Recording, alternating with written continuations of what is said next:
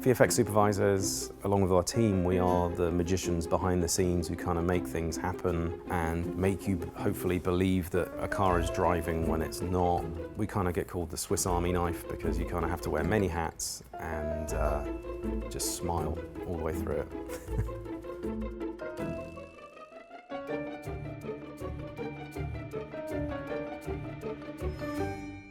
Visual effects supervisors and VFX artists, we're all about making the impossible possible. You can't fly a spaceship to a foreign planet and film a cheeseburger commercial. It's just impossible at the moment until Elon Musk figures it out. We create a world that doesn't necessarily exist. So in the case of Carl's Jr. and Call of Duty, I've created a futuristic world that it looks like a video game, yet you've got Charlotte McKinney eating a burger and explosions and fighting robots.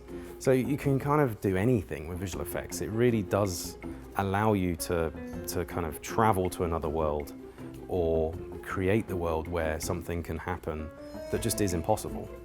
The role of the VFX supervisor on set is kind of like an insurance policy in some way for the project. You're kind of there to make sure that any live action photography is being captured in a way that isn't going to hinder the post-production process. That's kind of where visual effects is kind of good at doing the invisible work, where you might look at something and think, oh, there's no visual effects, where in fact there's a ton of stuff.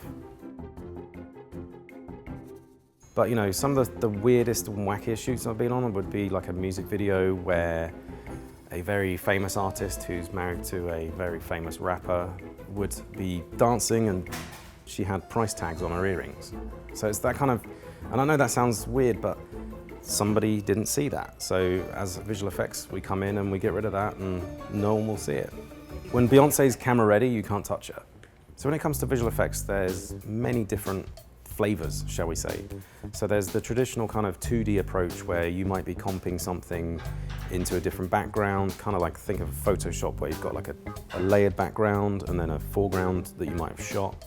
Then you've got photoreal CGI, which is where you're trying to create a CG object, say a car, that looks like it was actually there and that has reflections and kind of, you know, is believable. We're trying to trick the audience into thinking that something's real when it isn't.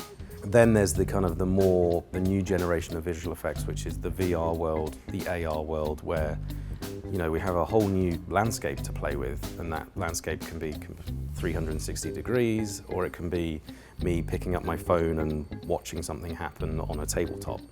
Some of the common misconceptions about VFX are that we have a thing which I still haven't found yet, which is called the magic button. The magic button will suddenly cut everything out, all the problems will go away, and everything will just look perfect. That isn't true. To cut someone out, that is human labor, and there is no magic button. It's weird. It's weird to have something that you're so close to for so long suddenly be out in the world and everyone's watching it and everyone's seeing it on their Instagram feed, and to this day it's still, they follow me around the world, you know. I'll be on a plane and land in London and you see the commercial you've worked on and you're just like, yeah, it's pretty amazing. And it's kind of like I say, visual effects is everywhere, it's here to stay, and it's always evolving, and it's kind of keeping up and pushing boundaries at all times. So yes, the software will change, but making things look real will always be around, and that's it. It's all about having the eye to do that and just having the patience to get on with it.